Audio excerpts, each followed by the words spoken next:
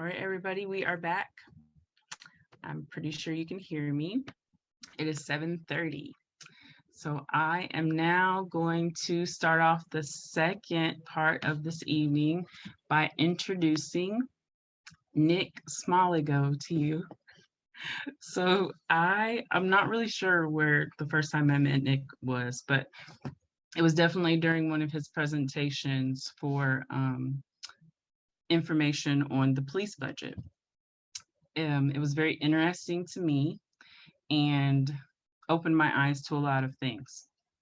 So, like I said before the break, I think it's really important for us to listen to this presentation that Nick is going to give because not only this is a national problem now, right?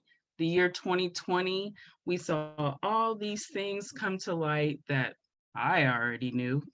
I know a lot of you already knew, but it just came to the forefront.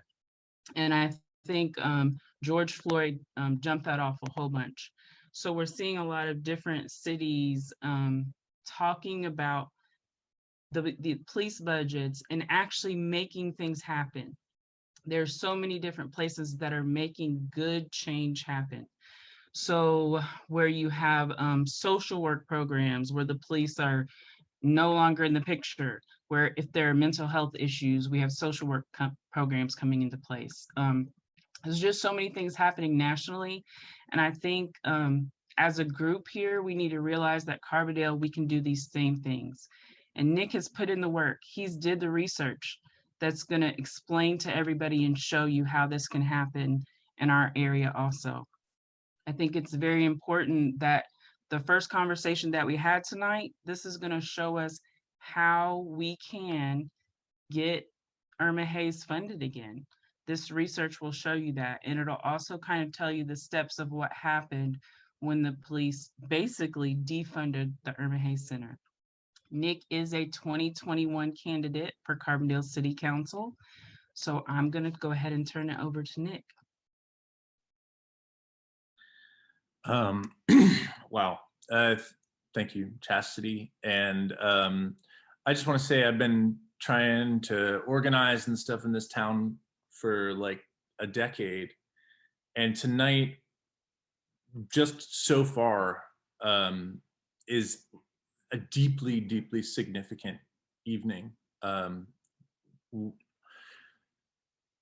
Yeah, I could totally mess up the next hour, and tonight will have been perfect because one of the things that I noticed early on in Carbondale is that, especially on the Northeast side where I've lived for the last 4 years, there are often people that come and speak on behalf of the whole community.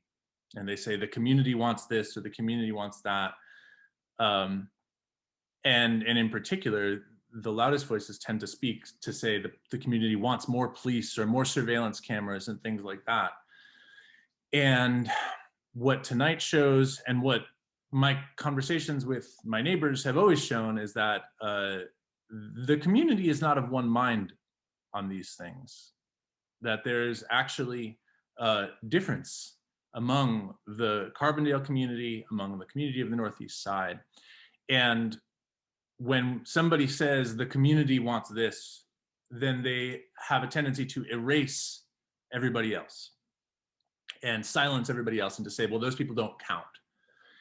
And what's so profound about this evening is that this is really the first time that I've heard some of the stories spoken publicly, stories that are essentially stories of police terror, of people living under a system of political terror, that when you have a meeting and you say, all right, everybody come on out and talk about the police, and the police are going to be there so you can go and say whatever you think to the police, it's incredibly naive to think that people who actually have an experience of being terrorized are going to go to the people who terrorize them and say, hey, here's what we think about you.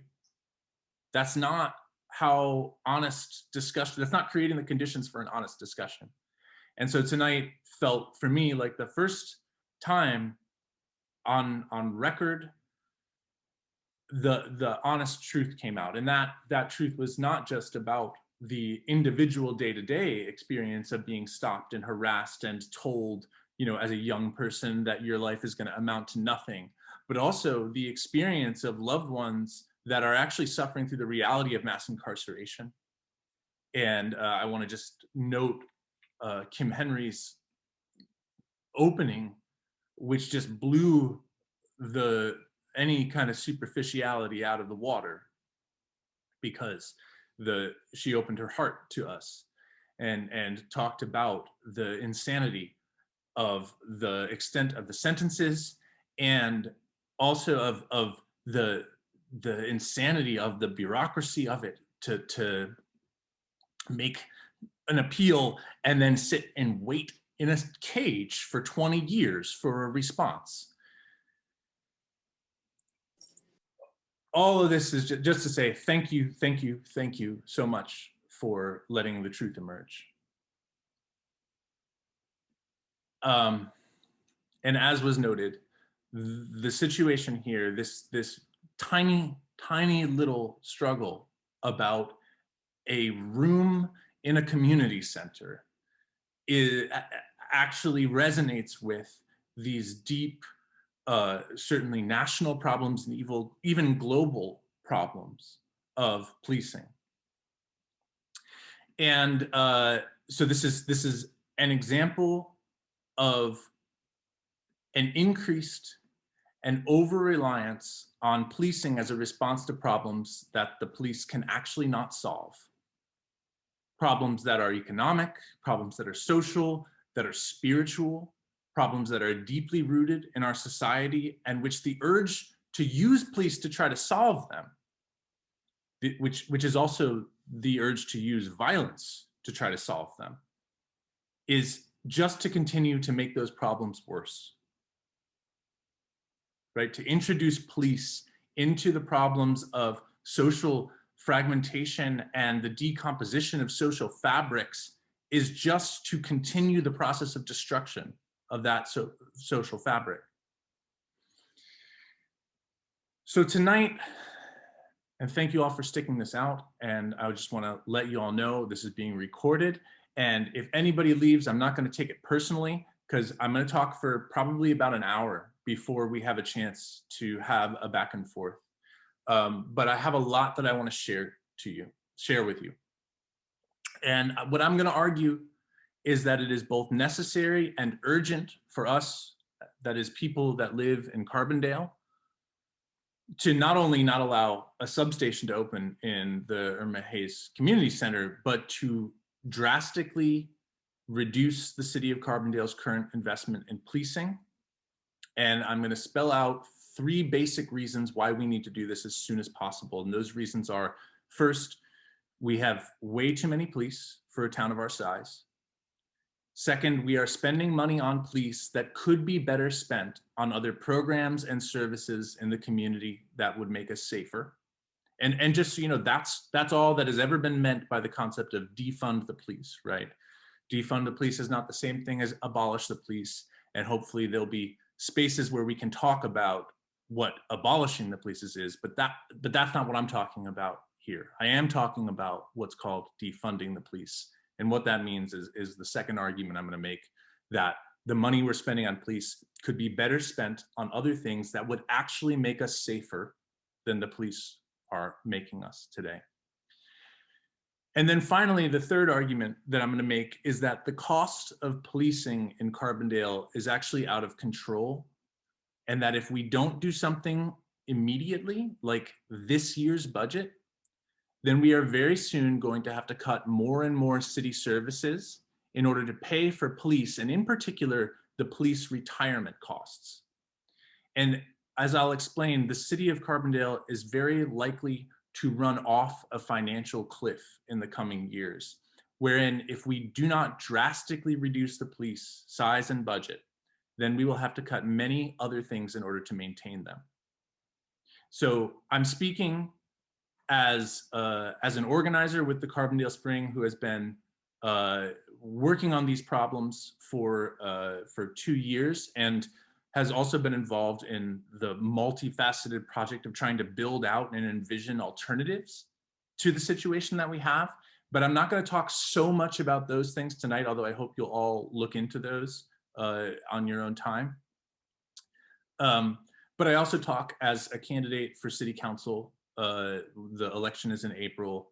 And really, this is why I am running. I am running because I think that the issues I'm going to explain here tonight are of urgent importance for all of us. And that if the campaign or the election is not about these things, then we are doing a disservice to ourselves, to our town, and to any possibility of a future within it. So I take this very seriously. And again, before I get really into the meat of it, I have things that I need from you in order to do this, in order to do it well, and in order for this to effectively be a teach-in, right, rather than just a lecture. I have prepared things that I'm going to say, but I actually really want you to interrupt me if you know something that I'm saying is untrue. And also if you feel like I'm kind of like jumping too fast and, like pulling a fast one on you, I'm not trying to do that. And so I'm going to ask for chastity, hopefully, because I'm not going to really be able to look and see what everybody's writing. But chastity, if you could just turn on your video if somebody says, hold on, pause, and just stop me and let's go. And then, if it's a question that I could just clarify, then I will. If it's a question that's like deeper and philosophical, I'll ask you to save it for the end. And if it's a factual error, then maybe I'll just be totally embarrassed in front of you. So I'm ready for all of those things. Okay, so I'm going to go through these three arguments that I just described in some detail, but not as much detail as I can go through them, because I really want this to have some flow to it. All right, so the first argument that I'm making tonight is that we have too many police for a town of our size. And so the first question, in order to determine whether that's true, is just, what is the population of this town? And if you look at the official, census estimates online, because we had the 2020 census, but the results haven't come out yet. But if you look online, you'll find an estimate, and it will say there's about 25,000 people in Carbondale. And if you look at the 2010 census, it will say there was about 26,000 people in Carbondale, and the same thing going back.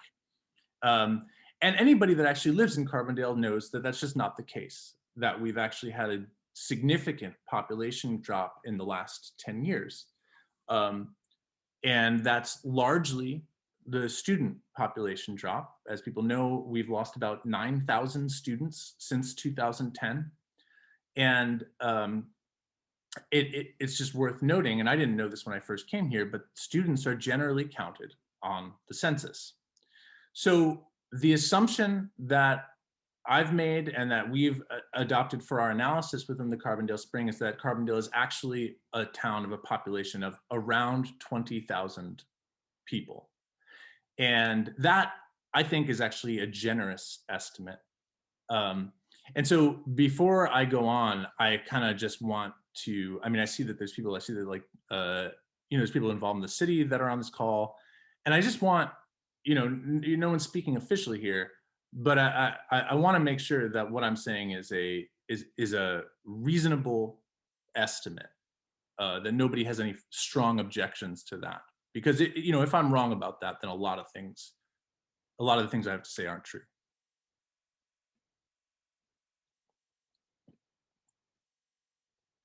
Not seeing any strong objections. So we're going to move ahead with that assumption that the city of Carbondale has a population of 20,000 or less, but around 20,000 people. Okay, so the average number of police officers for a city with around 20,000 people is about 34 officers with about 6 non-officer support staff. So a total police employee staff of a police department of about 40 people would be an average amount for a city with 20,000 people in it. Now, in 2020, Carbondale had 64 officers and 19 non-officer support staff. So that's 83 total full-time employees for the Carbondale Police Department versus an average, which would be around 40. And then, you know, sometimes people say, when you first tell them that, they say, well, they say, well, but Carbondale has a university, you know, we have all these students are rowdy, right? But then it turns out actually SIU has its own full-time police department, which is a full registered sworn staff of 35 people. So they have a police department on SIU campus, which is the average size of a police department for a town of this size. So taken together, the number of police that are operating actively on a full-time basis in this town is about triple what the national average would be for a town this size normally. So that is what I'm saying is a lot of police. And we could get into the city's arguments and counter arguments, but ultimately, I'll just move on by saying that if you have double the police in a city, that demands an explanation, right? You have double the national average. There has to be some good reason for why that's the case. And I haven't actually heard it. So now we're going to move on. If people are okay with it, unless there's any objections or pauses, I'm going to move on to the second argument, but I'll give a little space for anything that anybody wants to say at this point.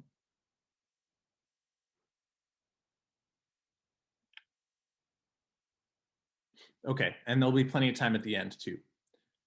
So we're moving on to point 2, that the money we are spending on police could be better spent on other programs and services in the community that would make us safer. So I think one of the first responses that I hear from some people when they hear that Carbondale has a double-sized police force is, well, you know, Carbondale has a lot of violent crime. And that must be why we have so many police. And so there's kind of 2 ways to listen to this response. One is this assumption that more violent crime has led to Carbondale having more police, right? That the crime rate increased and then the police increased in order to respond to it. Now, we do have a lot of violent crime here, but that's not why we have a lot of police, right? The specific ratio that the specific numbers that I'm describing here come partly because the population has dropped, right? Because we're assuming a 20,000 person population. And so that really drove the numbers way up. We still had a lot of police before then, but it wasn't quite as many. And its increase didn't track with any known pattern of violent crime increase. Its increase kind of tracked through, you know, after 9/11, there were these grants to hire 5 more officers. They did that, and then the city took them on. And so it wasn't because we had violent crime that we raised the level of the police department. But there's another way to kind of hear this response that, well, we have a lot of police because we have a lot of violent crime. And that is this assumption that we need a lot of police because we have a lot of violent crime. So underneath that, the premise is that more police is a good response to a lot of violent crime, that more police would lead to a reduction in violent crime. And that sounds right at first. I mean, almost anybody kind of thinks that, you know, there's a shooting somewhere, what do you get? You get people demanding a bigger police presence there. The problem with that assumption is that while it sounds right at first, all you have to do is kind of say it to yourself slowly, and you realize there's something not quite right. That is, Carbondale has a lot of violent crime, and Carbondale has a lot of police. So police must not actually be very effective at reducing violent crime.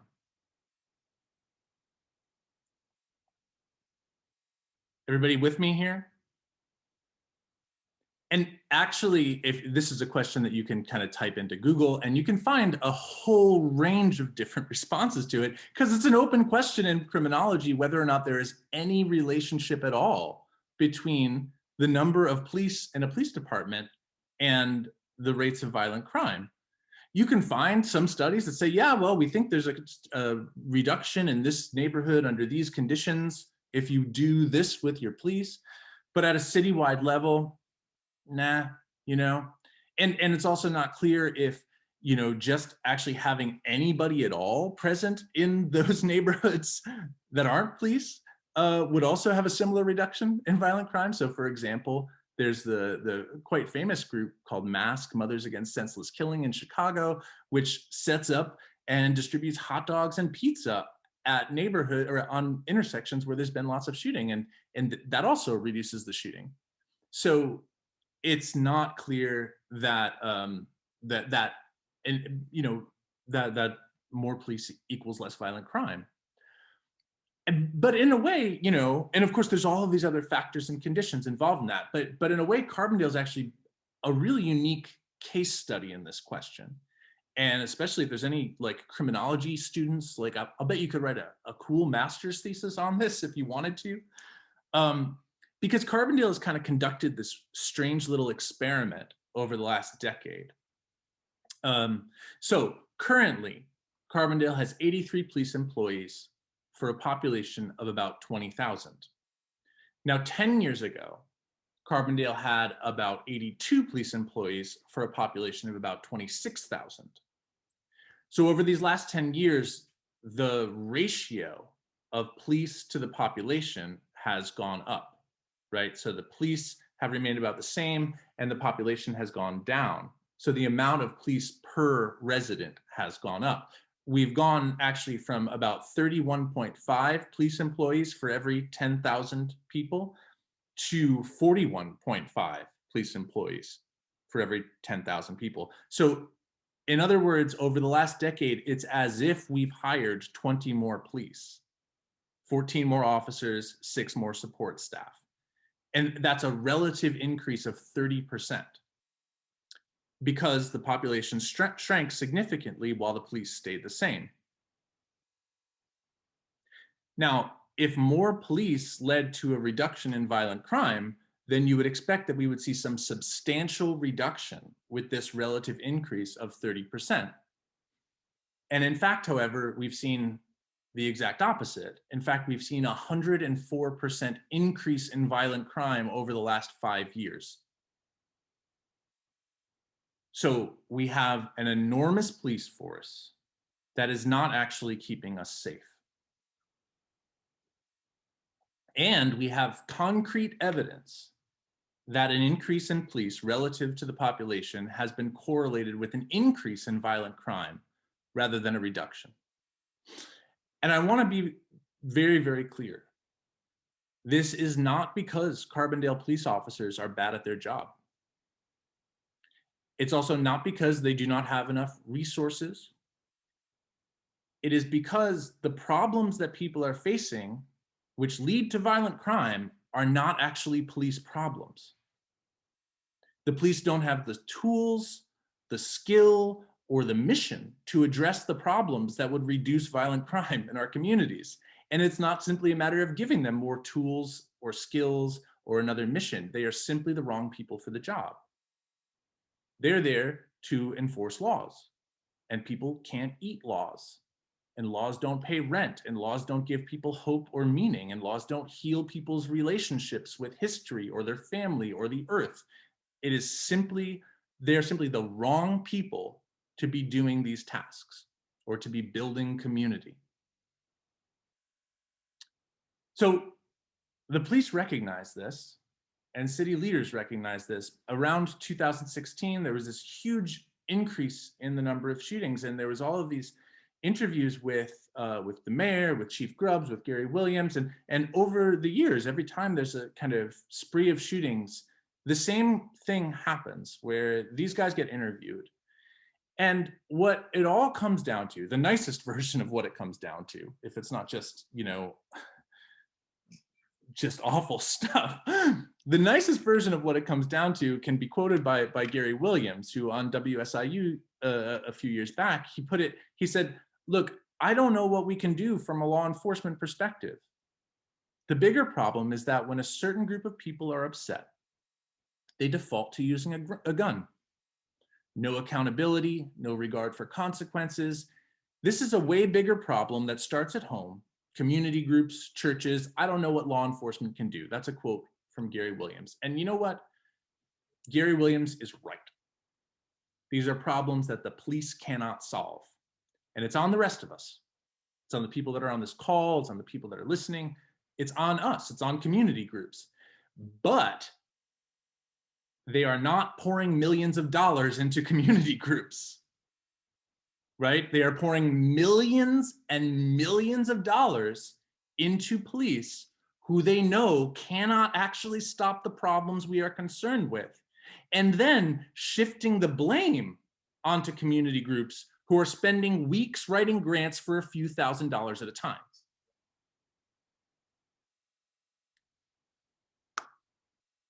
There's a Nobel Prize winning economist. His name is James Heckman.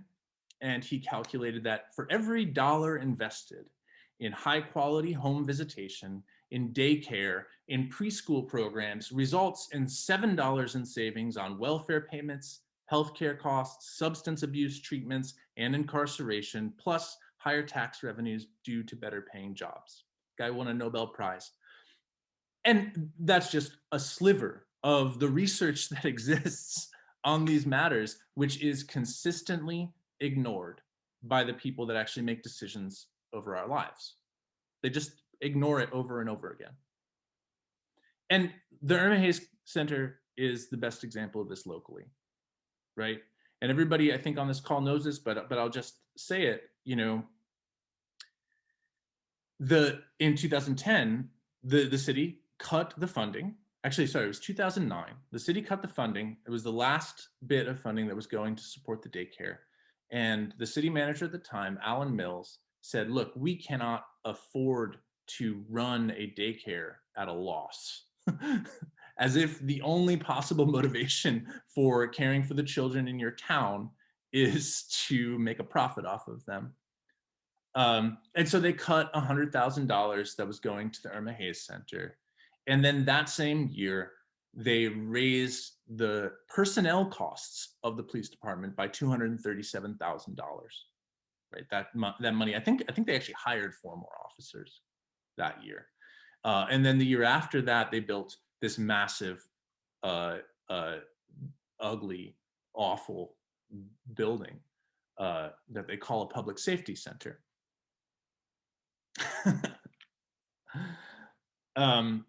So in other words, it was not that they did not have the money. It was that they transferred the money from childcare into policing. Now, in my mind, right, it's pretty clear that this guy, Alan Mills, he lied. Sorry, Alan Gill. Alan Gill lied to the people of Carbondale when he said that there wasn't money for that. And I don't know about the whole mechanisms of how. I know it was under Brad Cole. I don't know about the city council there, but there was a massive deception that was played on people. You know, if they said that this was actually a matter of there not being enough money, and if people actually believed them. So, to my mind, and what I would offer as a demand for this movement, and what I will insist upon, is that the city of Carbondale actually owes the Irma Hayes Center back payments of $100,000 a year for the last 11 years or so. So just over $1 million is actually owed, because that money didn't disappear. It just went from supporting a child care and a community center into supporting an increased police budget. So that's what I would say is that we should first and foremost demand $1 million in back payments from the city of Carbondale to the Irma Hayes Center. Now, as it will become clear in the next section, the city actually can't afford to run a police station at a deficit either. And, there's a way in which you could view the police department of the city of Carbondale as a kind of charity for certain residents of Carterville and Murfreesboro and Anna, who actually, make up the police department. About 80% of Carbondale police do not live in Carbondale. And now all those towns, they have, like everywhere, wonderful and awful people, but through the police department, residents of those cities are actually not keeping us safe. And in fact, there's a lot of extraction of funds that just leaves this city through the police department. Now, if we want to create a safe community, then we need to invest in quality childcare resources. We need to invest in trauma-informed mental health care to meet people in the wake of shootings when they happen and to prevent retaliations. We need to meet people's basic needs with healthy, fresh foods, which have been shown to improve behavior and school performance. We need to create beautiful places where people can connect with the natural world and their own creativity. We need to lower people's rents and the stresses of the economy, and we need to address toxic patterns of masculinity and give people resources to manage their emotions and disputes in creative and nonviolent ways. Now, the police, at best, show up once all of these things have failed. And you know what? And this is the part where I'm not advocating for police abolition, because the fact is we need somebody who is trained to use force and potentially lethal force in a professional capacity. We need that because there are sometimes very, very horrible situations where you need somebody with a gun to show up that you can trust is going to be able to use that in a professional way. But if we are only funding the police and we're not funding all of those other things that I listed, then we are ensuring that those things will fail. And we are ensuring that force becomes the basis of holding our town together. Because this is one of the things that's so horrible, actually, just about this whole concept of community policing, this idea that the police should be out in the community solving our problems in a community center, even in a kind of, it's just an office thing. What's so horrible about all of this, right, is that, you can never actually separate the authority of a police officer from the gun on their hip. Now, and on some level, the knowledge that they have the power to kill, to arrest, that they have this massive structure of incarceration operating behind them, that is there in every interaction for many people, especially for people that have been the targets of police violence or have had family members who've been incarcerated, and especially for young people. Think about kids playing cops and robbers. There's always a gun, right? It's just a part of the imaginary of it. So the more we rely upon police to solve problems in the community, then the more we communicate, especially to young people, that the only way to solve a problem is with a gun.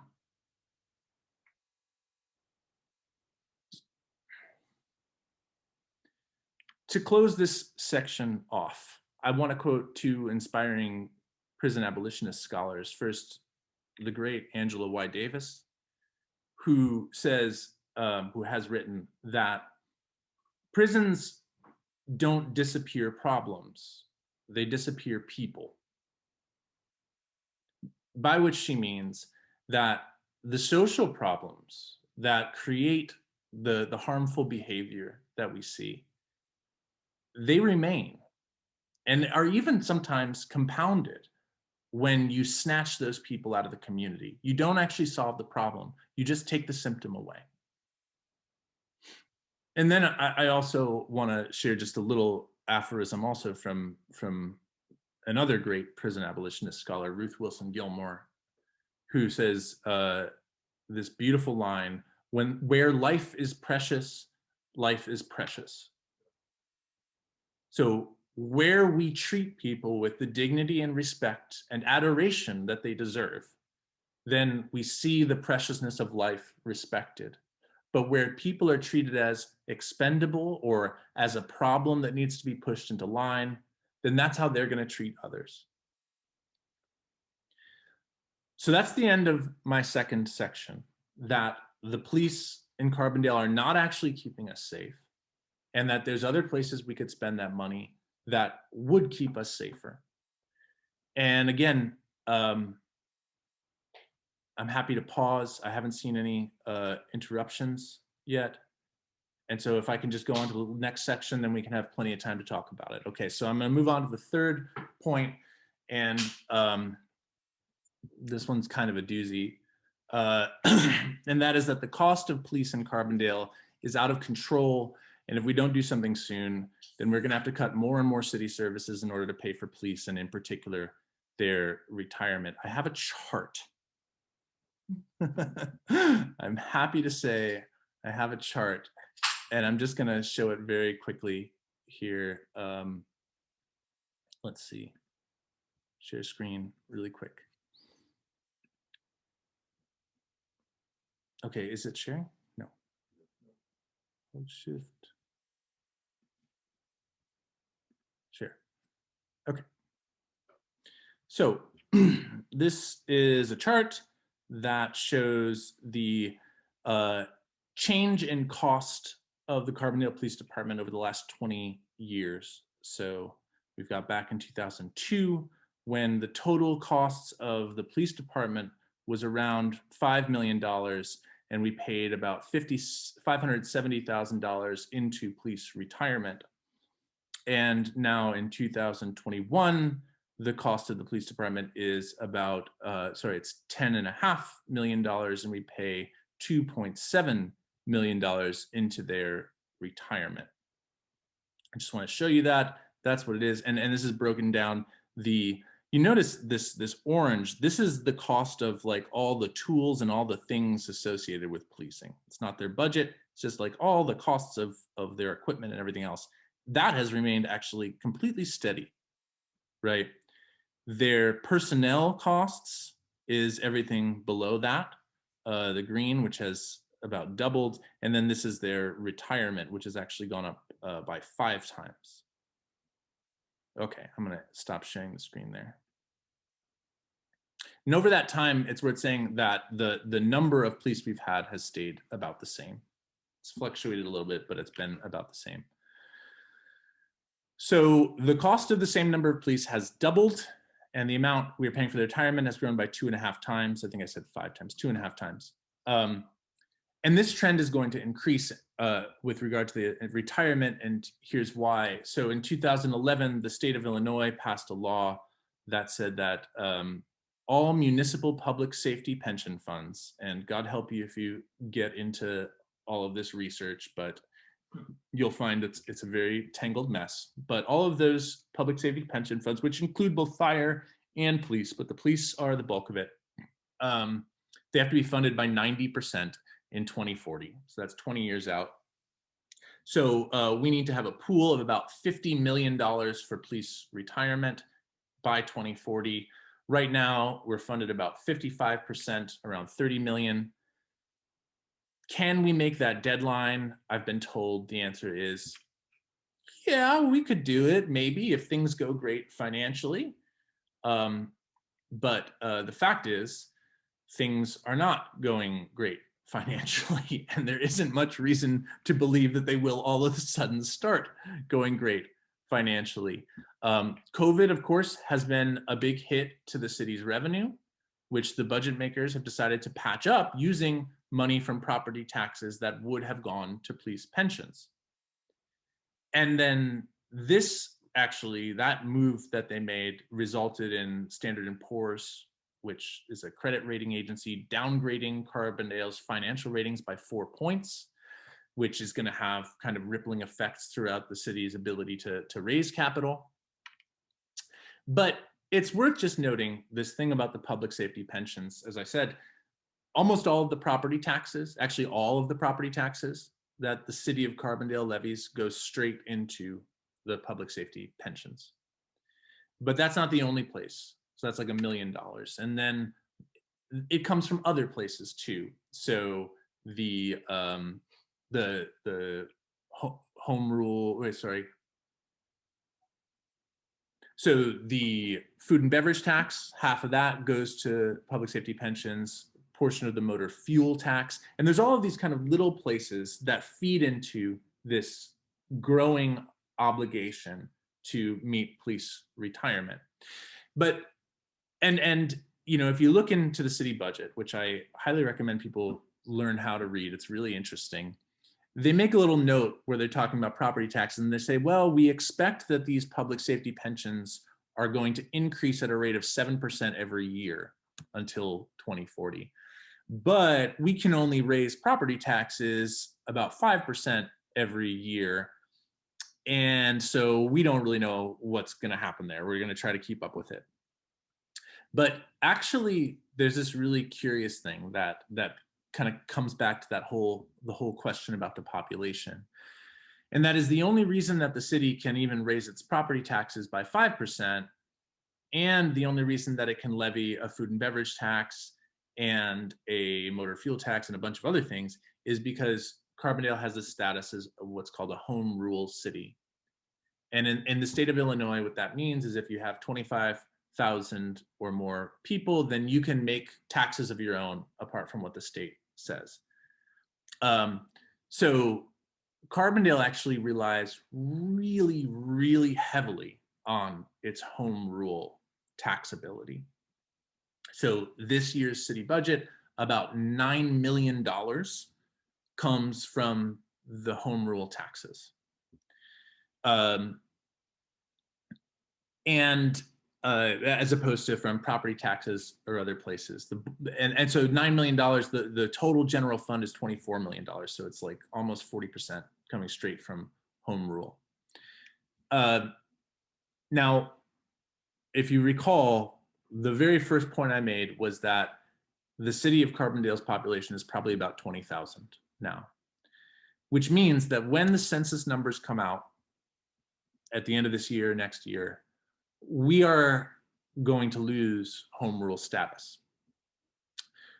There's another way we can get it back. We can have a referendum, and we can vote to give the city the ability to tax us. Or the state, at the state level, you know, the Illinois Municipal League can try to lobby the state to change the rules on it. People that I've talked to say that that's probably not very likely because there's really powerful interests that are against that, you know. So what, all else being equal, then, if we were to lose home rule status, that would knock the city's general fund down from 24 million to about 15 million.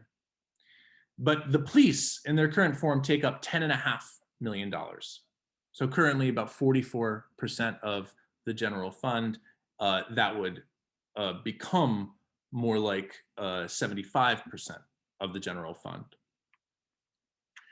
And in this situation, we would still be on the hook for those rising pension costs, which are going to go up and up and up until 2040. Now, in this scenario, there would have to be cuts from every other aspect of the city budget in order for us to keep up with those rising police costs. In order to maintain a double-sized police force that's not actually keeping us safe, it turns out. But if we wait until the city, if we don't act now, right? If we wait until the city loses all this revenue to cut the police budget, then we can be sure that we will not have any of the money that we need to spend and invest in all of those other things we need instead of police to keep us safe. That high quality home visitation, the daycares, and all of the support that we need in order to actually build the kind of community that's gonna keep us safe. Now, people within the city that are alert to this problem, and there are people that are, their kind of general problem is like, well, or general idea is like, we can kind of cut down the police force by attrition slowly over time. But what I'm arguing, or what I'm saying is that this is actually urgent. that we have to drastically reduce the police in the next few years, or there won't be the money to spend on the kinds of programs that we need to replace them. And maybe in that case, we'd shrink the police force, but we'll only do it in order to keep up with our shrinking revenue. And so we won't be able to invest in the community that we need in order to actually grow the safe place that we want here. And I mean, I'll just say it. This is not even considering. This is like all of this analysis is happening in this tiny little bubble where we're not even thinking about climate change. We're not even thinking here about all of the deep epochal shifts that our lives have in front of them, and this idea that we want to be spending our time and our money paying for police pensions. For a police force that was double the size and didn't actually manage to lower any violent crime is frankly absurd. So, okay, we're in the home stretch here. And the home stretch is, I was tired when I was writing this, but it'll be funny. There's good news, there's bad news, there's good news about the bad news, there's bad news about the good news about the bad news, and then there's the nuclear option. So stay with me here. The good news is, luckily, we have a police force that is way bigger than we need and is not actually keeping us safe, so that we can cut it and fund other things while we still have the revenue, including $1 million in back payments to the Irma Hayes Center. And then we can campaign as hard as hell to keep that revenue through a referendum to maintain home rule in 2023. That's the good news. The bad news is that the police department and its union are a very powerful political force. And not even just a political force. I'll just say they also are an intimidating force, who have intimidated more than one city employee out of their job. So we shouldn't have any illusions about the kind of struggle that we're engaging in here, and we should say clearly what we're doing. They will tell us that we can't do it. They will say that I am crazy. They will tell you all that you're crazy if you agree with me.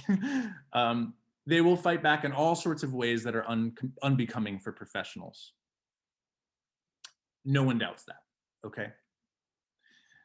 Then there's good news about that bad news, and that is that they don't actually have a legal leg to stand on. We can do it because the city council controls the budget, and we can reduce the funds to the police and reallocate them without actually having to negotiate the terms of the budget with a police union. We can do it. There's a recent report in Bloomberg that says, quote, a government's decision to defund the police by shifting money and public safety responsibilities away from the police to other agencies probably would fall under its inherent management rights, according to numerous legal professors who were consulted. And that means we wouldn't have to negotiate with the police over the budget. So that's the good news about the bad news. So the opposition would be political, it would be bluster, and it wouldn't be legal. Now then there's bad news about the good news about the bad news. And that is that the union will want to lay off its youngest members, who are the people that people in the city actually want to stay on because they think that they're the people that are more interested in the kind of progressive, friendly policing that they want to do.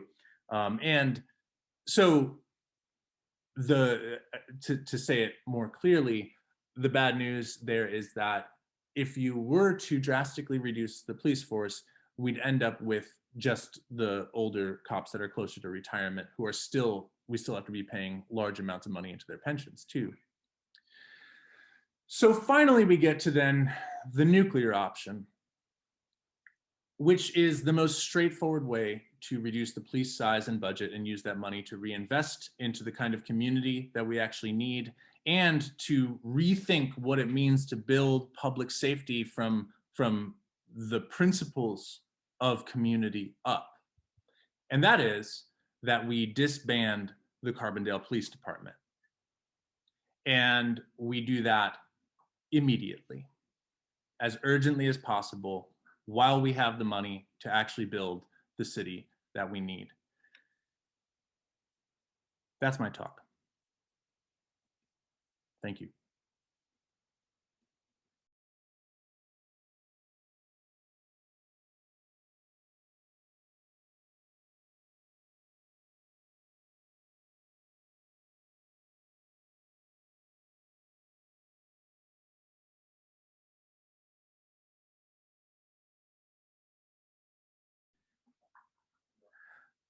Thank you, Rodney. I see there's a question here from Amy. Brilliant, Nick. Thank you. Can you talk more about the nuclear option, like a scenario where it actually happens? What does it look like? So there's a few different scenarios around the country. There's Camden, New Jersey. I don't actually know if Minneapolis went through with it. They did not. But I'm suggesting should become a front in our multifaceted organizing right now, where we could turn our attention to figuring out just how we do this. I heard that Bob Wills spent much of his life busting unions, and so maybe he wants to stop trying to get a police center in the Irma Hayes Center and actually help us to take on the police union. That would be awesome. But yeah, so it would be great to look into that. But just to say a slight bit more, and I know it's been a long time, and I'm happy to hear other people, but we really need to rethink the question of what safety is. I think calling the police public safety is a propaganda term, right? The police are there to do law enforcement, and much of the laws that they've enforced actually has nothing to do with safety. In fact, works exactly counter to safety. The war on drugs, if we were concerned about the safety of drug use, we would have made harm reduction a central principle. We would have gotten people access to healthcare and treatment. We wouldn't have been locking people up. And so it has nothing to do with public safety, right? Or what the police do have nothing to do with public safety. I'll just make one more point about how awful an idea it is to put police in the Irma Hayes Center, even in the capacity of a community resource officer that works for the police or whatever, even if it's not people's horror vision of a police station, but just to have their presence there. The targeting that happened of communities of color with the war on drugs is not over, right? Okay, we can smoke weed, but this thing is not done. And of course, that targeting was just one regime of laws consistent with every regime of laws going back to the founding of this country that has criminalized poor Black existence. And so who is so naive as to think that now that's not going to happen again? And that, it's time to invite these people in, people from an institution that has never taken any accountability for its role historically. It's insane and it's infuriating. And I don't think the people here will allow it to happen. And I'm very, very grateful for that. All right, if someone else wants to ask a question, that'd be lovely. Otherwise, I'll just keep talking. So. Oh, we got a question. What would we institute in its place? And I think that's for us. That's the conversation that we need to be having, and that's the conversation that I would like this election to be, or this campaign to be about. Is actually what would it take to build public safety? Now the Carbondale Spring has put forward a kind of skeletal vision of the kinds of things that we think will create the kind of community that we want. But that's a few dozen people. There's a lot more people with a lot more ideas, and it would be great to have those. And I see Emerald. Thank you for asking how you can help. And we will try to figure that out. I mean, tonight we're not going to have those detailed organizing discussions, but we will shortly. And then Amy asked, am I running? Yeah, I'm running. I'm officially a city council candidate. Ginger mentions Cahoots in Eugene, Oregon, and they've been a model for us. And you noticed actually, a week ago when Stan Reno and Joe Cervantes gave their talk, they were talking about things that were kind of sounded like that. Oh, we're going to have social workers or whatever. But the difference is that they're talking about co-responder models, right? So this is a way for the police to kind of steal our ideas, but to make sure that police budgets don't get cut and that they're still present the whole time. And so we need to insist that the mental health care treatment that we get and the rapid response that we deserve on that it is without police. That there's no reason for them to be there. And if they're needed, they'll be called.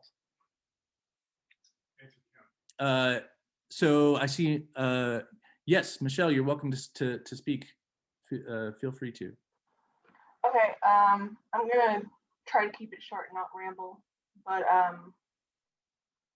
like what you're talking about with the co-response versus not having police involved, I think is really what needs to be the main focus. Last spring, I was having a mental health crisis. I went to a mental health facility to ask for help. They called the police.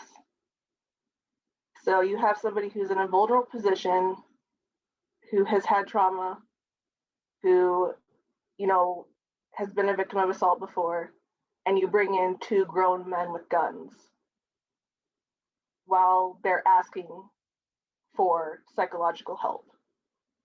And then I was escorted in the back of a police car to the emergency room. And that's the kind of response that is not helpful and exacerbates the problem for so many people who they're in a vulnerable position, they've dealt with, abuse or racism or sexism or any number of things. And then you bring in what they're afraid of and expect them to feel safe. And it's not appropriate.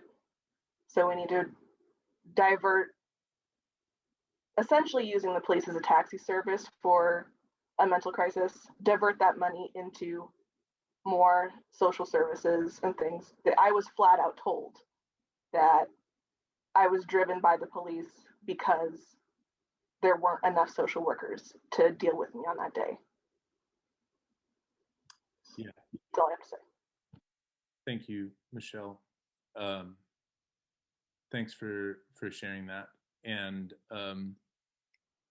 I just noticed something else. Kim in the chat asked about some info that she had sent, and this was about racial disparities in Jackson County. And I think Chastity mentioned some of these things, but I'm not going to be able to run through it right now, but we'll make sure that we put this stuff out and start making information about this, because it's devastating, the disparities that we are seeing here in Jackson County around just structural racism in the police department, or in terms of who's targeted by the police. And let me, I'm sorry, I'm trying to moderate too. Okay. But my whole thing is, when you talk about this, you've got to put a human perspective on it. When you're talking dollars, you think dollars, but we're not talking people. Does that make sense to you? You understand what I mean? It sounds great. I'm in agreement with just about everything you said, but the human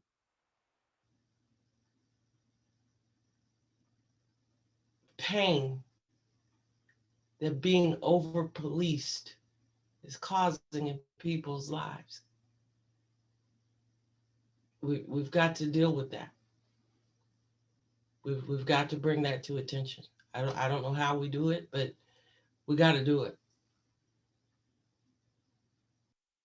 I think that the first part of tonight and what Michelle just said too,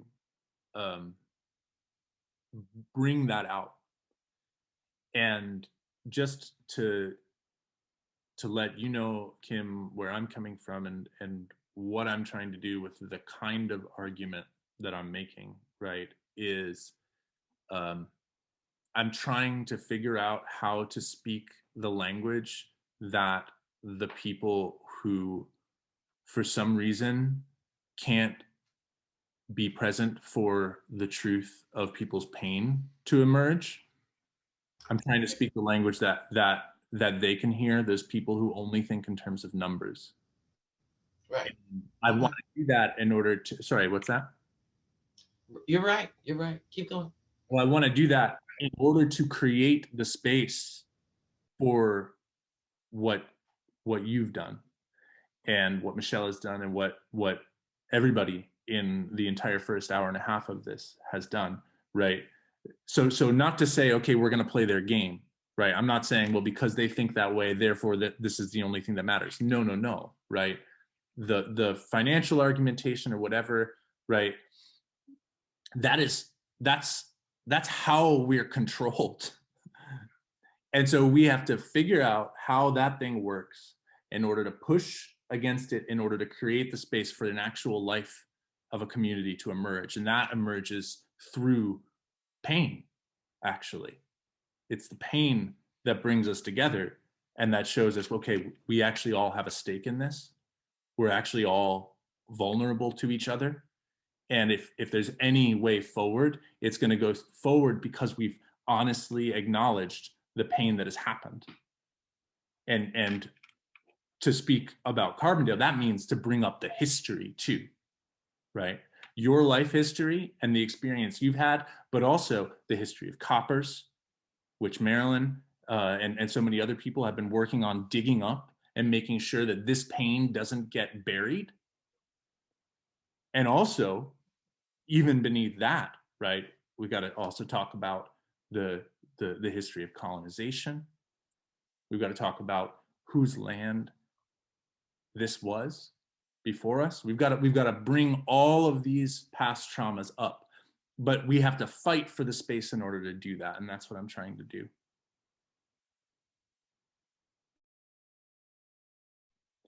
Anybody else wants to share anything? I see Ginger, your hand's up. Go for it. Yeah, I just wanted to briefly mention about the Irma Hayes Center. I don't know if y'all saw, but the city of Carbondale posted on their Instagram about how it's a rumor that they're trying to create a substation, and really Irma Hayes just offered them a space where they could help revitalize the community. And so I just wanted to share my perspective. I'm a counselor at the Women's Center. In the Women's Center, Nancy Maxwell operates an office from the Women's Center out of Irma Hayes, and we provide sexual assault and domestic violence services. We were running a women's empowerment group there, and there was consistent issues with power, with heat, with electricity, and we're paying rent to be in that building. So just to kind of also bring this to a point that the board chair was offering this space to the police officers for free, was saying you guys can come in and have this space when there are community services who are wanting and willing to be in Irma Hayes and provide mental health services and social service support to the community, and to pay for that, and that wasn't being prioritized. And also just to touch a little further on the mental health issues, when they had that community policing town hall several months ago, the question was posed, why are people who are having mental health crises being arrested or being picked up by the police? And the kind of response was that, there just wasn't enough social support and services to do that. That was the answer from the then at the time police chief. So as someone who is a social worker in this community, I just think that if we're going to go into problem solving, there's a lot of room to explore that further. And that's another issue that needs to be pressed, because I think there would be a lot of social workers who would happily engage in that material. So just wanted to mention that. Thank you so much for saying that and for the work that you're doing.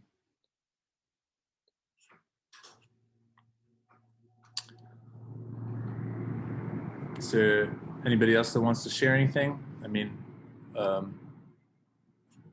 love to keep hearing from people.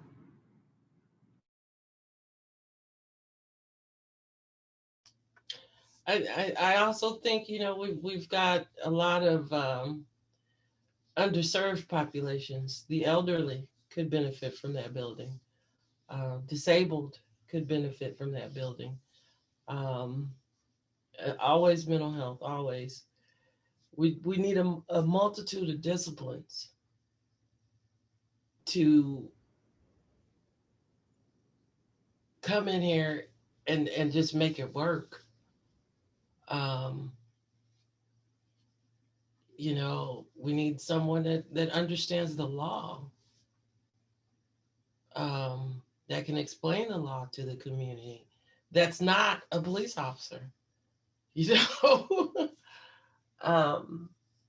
Yeah, we just need so much social services wise that it just gets overlooked. One of the points that I meant to bring up, actually, in response again to this idea to cahoots, because they actually, it's not just a rapid response, you know, crisis counselors. They also have a clinic, and the clinic is a place where if people are really deep in crisis, it's somewhere where they can go that isn't the emergency room or jail or, you know, your house. It's like a place where you can bring people and create an atmosphere and an environment that people can calm down in. And that's another thing that the Irma Hayes Center could be great for. Not necessarily, but that's another option, to think of it as a clinic that could have the dispatchers that are engaging that more humane form of emergency response. But yeah, I mean, I one of the sentiments, again, I keep referring back to your first talk, Kim, but one of the sentiments that you had expressed is just like the insanity of the way that we're doing things, and that we really actually need to turn our mode of thinking about all of these problems on their head.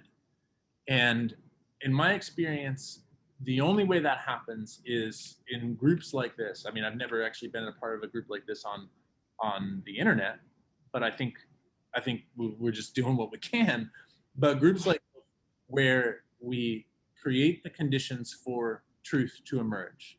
I mean, as far as I'm concerned, this is what city council should be, right? Part of the thing that's so frustrating about the actual way that we're governed is that there is no place where actually truth can happen.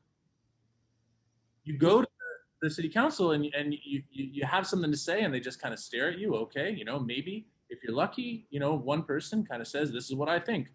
But there's never any back and forth. There's never any dialogue. And there's never any real allowance of the pain and the insanity of it to come out. Mm-hmm. And then the other thing that struck me as odd is you have Carbondale Spring, racial justice, all the different organizations are all doing their own thing. I don't know, do all the different organizations meet periodically, quarterly, biannually? How, you know, however, so they know what each one is doing.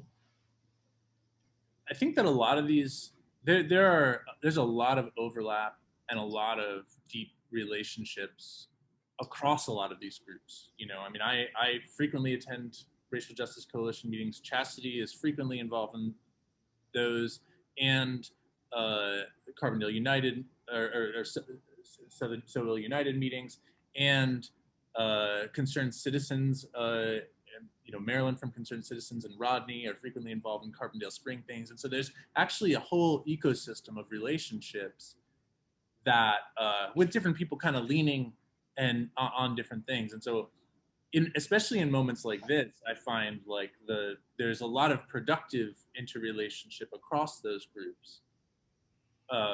which I really appreciate. I see that, is it Julianne? Do you want to? Yeah, hi. Yeah, you kind of essentially touched on what I was going to say, that, as a couple of people have said, yeah, we do have so many different activist groups in the area. We all kind of have our own, areas that we focus on, but I've noticed, especially with this situation with community policing and tackling the issue with police funding, and then the Irma Hayes Center, a lot of us, we had a meeting with So Ill Unity Coalition tonight, and we were just discussing the fact that we all have the same goal here. We are all very much in agreement, about what needs to happen with the Irma Hayes Center, and that, it was maybe needed and really necessary for all of us to band together and form, stronger alliances and communication in order to make this happen. Because even if we all don't, work on every single project together, and we all have our own events and so on and so forth, with something like this, it's community that matters. It's the community voice that matters, not lawmakers, not our local government, not, whatever. This is about directly, the people and the services that will be provided to our communities. And so, yeah, that's something, that was a good question. I think it was it Kim, somebody else, or maybe that you had, if we do work together, if we meet, and I think that it is something, that we should discuss, maybe doing or making happen in the future, so that we can, all be a united front on this and come together to see these really necessary changes happen. So. Thank you. Yeah, and there's different, as I said, there's different like leanings and styles in different groups. I will say that I know that one of the major like obstacles that has existed between different groups kind of turns on where you are on this question of community policing. And for me, I think that this is actually the problem of our time is this thing called community policing. Because as I've argued in other presentations, right, what it ends up doing is, and I think we've seen this kind of play out among some groups here, is that there's a moment where there's a recognition of the role of the police in maintaining a racial caste system. And that usually happens through tragedy, through police shooting somebody, through something awful happening. And then there's a movement that, expresses anger and, targets the police, says, look, the police are doing this, they're killing people. And then there's another group that kind of sometimes comes in, and sometimes they sound like they're saying really radical things, but what they ultimately say is, we need to improve police community relations, right? So that actually shifts the blame from the police and from their role historically in the structure of what they do, the violence that they do, and turns it into this problem that it's like, well, maybe it's actually the community's problem because they don't trust the police. And then the whole solution is about building trust between the police and the community. And then what you find is that actually you've extended the police's power. You've given them more tools and resources. You've often increased their budgets, all out of the moment of outrage. And somebody referenced that NAACP community policing forum a few months back, and it was just that to the script. And you could tell it was this tightly controlled environment where the only people that were going to speak were the people that were speaking according to the line, and what they were there to do was to steer the anti-police sentiment, which was entirely justified by the murder of George Floyd and the murder of Breonna Taylor and the murder of Rayshard Brooks and the murder of X and X and X and X, right?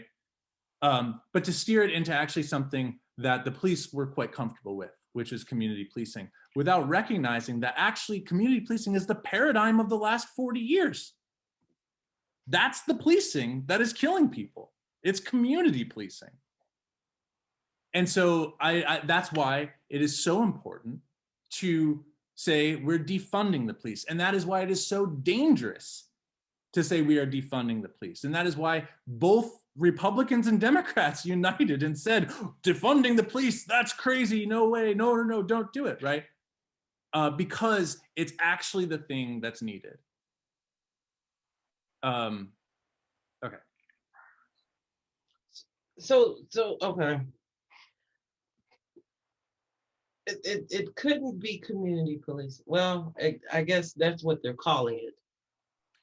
To me, community policing is you live in the community that you serve. Exactly. That's exactly why they chose that phrase, right? It is a manipulative propaganda term, because it actually goes back to the Black Panthers, right? What the Black Panthers did is they took up arms and they policed the community. Mm-hmm.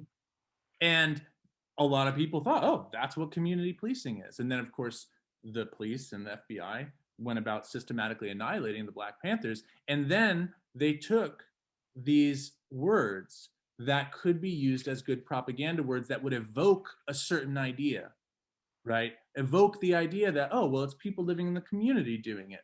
In fact, that has nothing to do with what community policing actually is as a strategy. And the era of community policing is also the era of mass incarceration, is also the era of police militarization. These are actually three parts of the same thing. It's just that's the propaganda thing. And you know this because you know what corporations do after they have a scandal. They just rebrand. Yeah. And what community policing is it's giving them the resources to continually rebrand and to brand themselves on the kids, to get into the schools, to get into the basketball courts, right? Mm-hmm. And I can say all of this, and I want to be really clear, right? I can say all of this without actually demonizing individual cops.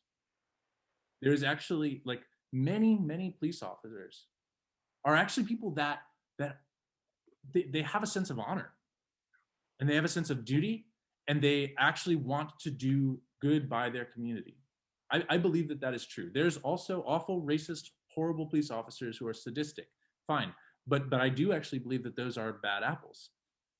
The problem with policing, though, is that it's a structure that ties up the good apples in it.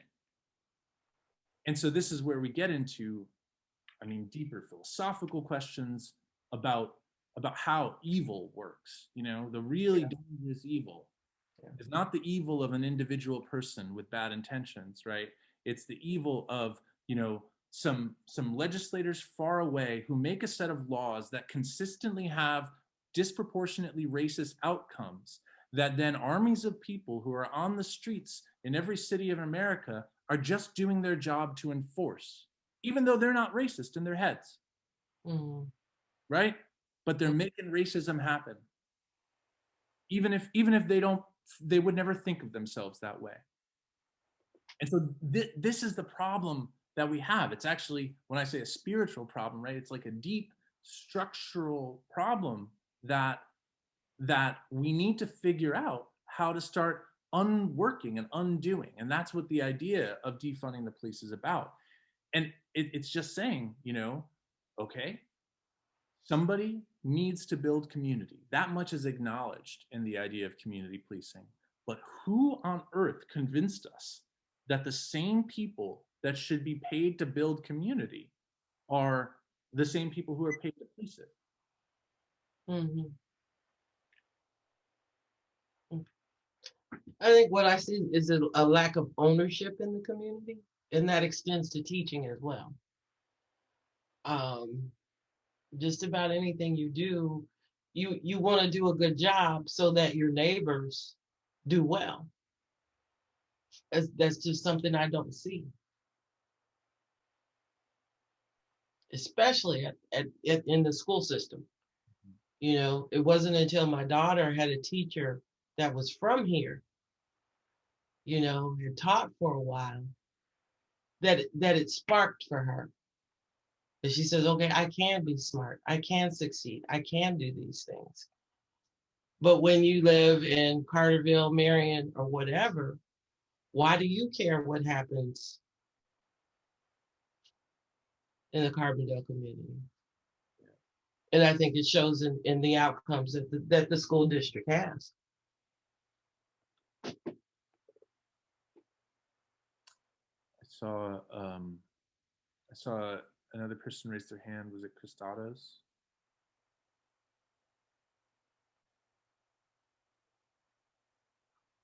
I did, but I feel like it might be a little bit off topic, so I thought I would wait and see if we come back. No, ask your question. Oh, I was just gonna mention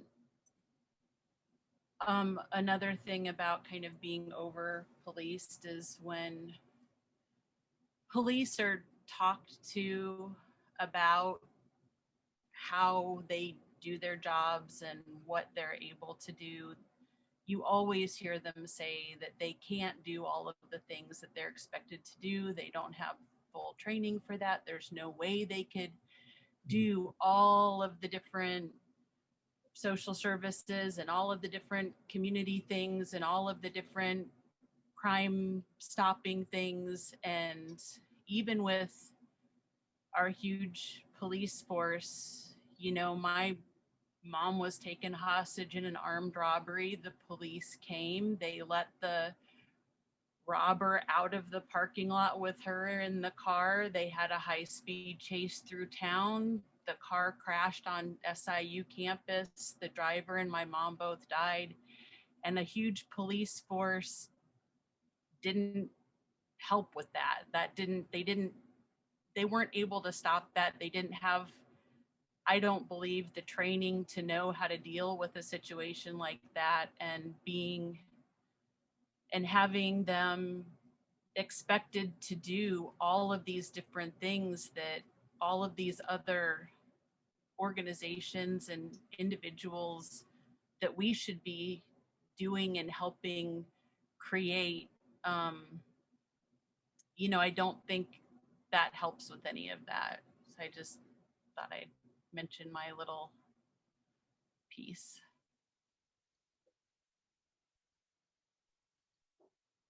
Thank you so much for sharing that.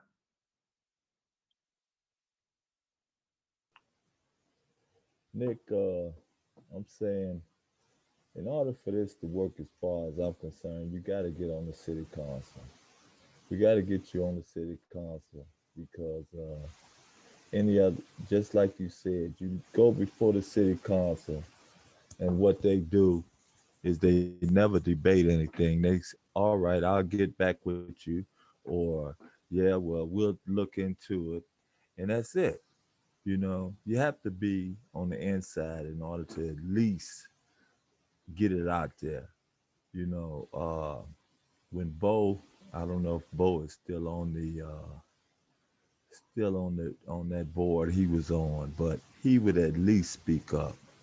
He at least had some push where everybody else wanted to stall you, and he would say something, he would speak up. uh we need you on the city council for that reason alone, at least to get it out there, because if it stays the way it is now, this is just going to be an idea, you know, because the people that we have involved now, they're not going to get involved. It took me 2 weeks to get an answer from Gary about when they were going to stop the construction over here in Coppers.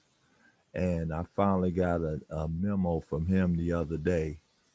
And it's just crazy. I mean, I know the Northeast side, we aren't cared for.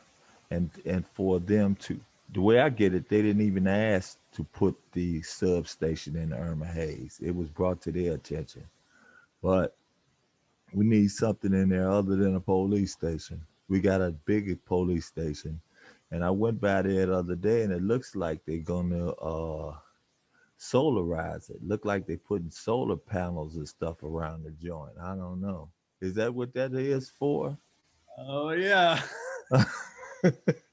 You know, so I'm saying we got to get you on the city council. That's what we got to do.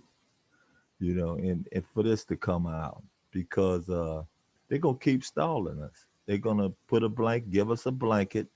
They're gonna try to rock us to sleep and say, okay, well, we're gonna deal with this. Take this blanket, we'll deal with it. Let me sing you a lullaby, and hopefully we'll go to sleep. But if you on the council, we not going to sleep, man. Yeah, and you know what? Actually, that gives me, that reminds me, I guess Emerald left, but Emerald was like, how do I get involved? There's actually a thing that we should all just start saying that we're going to do right now. Because, so 2 budgets ago, we first presented this kind of argument about the police and about the pensions. And we were told, so they passed the city budget at the end of April. And we went out there, it was like March or early April. And there was a meeting about the budget. And we went up there and we were like, we need to look at the police budget. We need to cut the police budget. And we were told, look, everybody, by this point, this cake is baked. There is no way that we can change the budget at this point. We're sorry, but you know what? Hey, you guys have done a lot of good research. That's cool. Next year, we will have some kind of participation for the budget process. And I don't think any of us really believed that was going to happen, but we kept at it and we kept working at it.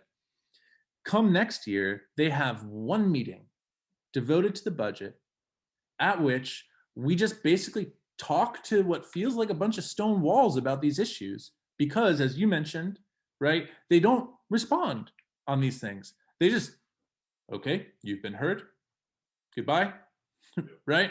And they pass the exact same budget anyway. Actually, one of those years, they dropped the police budget down by like $300,000, but then the police overspent that by $500,000, so it didn't really matter anyway. And so what we need to do this year, this budget, which is supposed to be passed in the end of April or early May, is to say you're not passing this budget unless the police budget is cut. And that's what we have to do. And I don't know if I'm elected, that is on April 6th. I don't even know if I would be a voter on that. But one way or another, we have to do it this year. And so that's a first, front of organizing, which as a candidate, I'd be happy to be involved in and like organize my campaign through. But we have to make sure that this year's budget drastically reduces the size and number of the police in it. And yeah. Getting back to where Kim was talking about everybody living in the community, they changed the zoning. What's the guy name that just quit as the chief of police? Grubbs. Yeah, they changed zoning. They changed the zoning to make him chief of police. You know that, don't you?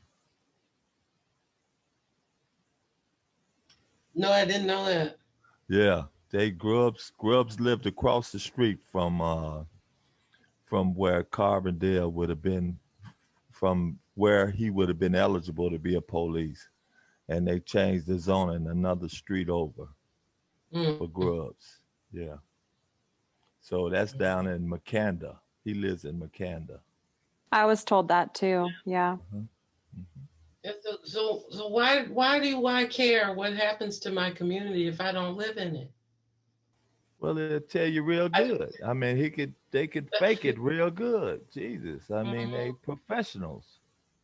I think they should be required to live here. If you work for the city, you have to live here. I don't understand what the problem is with that. Condition number 1, right? We disband the police department and we say that's the first point, right? If you're a police here, you live here. And then there's a lot of other points to build onto that too. But I think that's a great first step. It's getting up on 9 o'clock, and I know we said we'd go till 9:30. I'm exhausted. and I'm very grateful for everybody. Where's your campaign office? Where's my campaign office? I actually I hadn't gotten that far yet. Irma CA Center. No, not yet. Yeah, I don't know, man. I'm gonna put my email in the chat, and anybody that wants to figure out how we do all this, just hit me up, And we do Carbondale Spring meetings every Sunday at 6 p.m. And Well, keep me posted, man, because I'm with you 100%. all right, I know, man. Folks that don't know, yeah, Rodney and I have been working together since he first started telling me about the Coppers plant, and I've learned a ton about this neighborhood and the city through him, and so I'm really appreciative of your work and concerned citizens work. All right, and then Chastity, do you want to make a final announcement? And thank you so much for facilitating that amazing discussion. I feel like I've been waiting 10 years to hear that.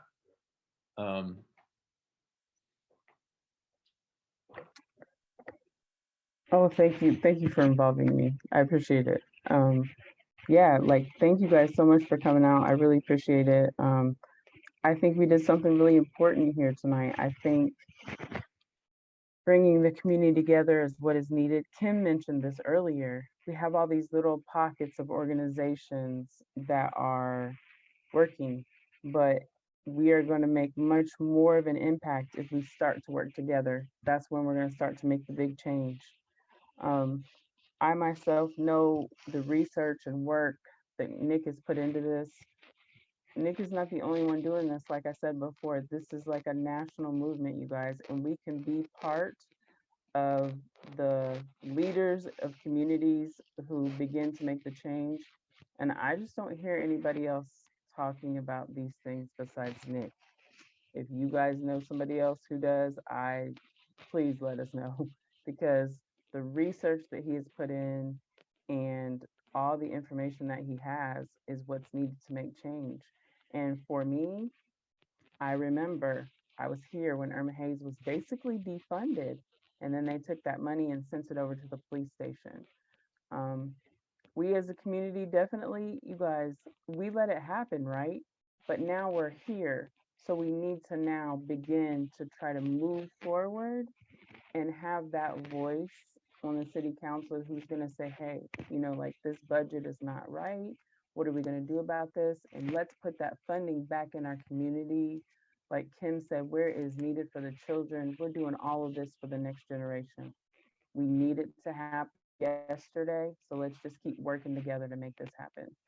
Once again, thank everybody for coming. And Nick, you did a great job. Thank you.